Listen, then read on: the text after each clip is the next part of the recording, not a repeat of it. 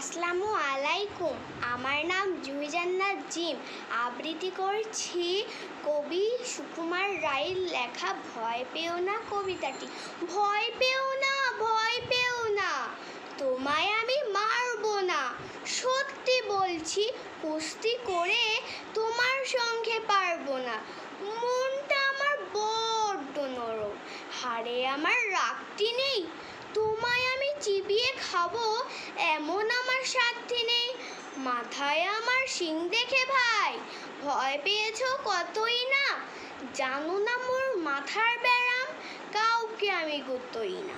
এসো এসো গর্তে এসো, বাস করে যাও 4টি দিন।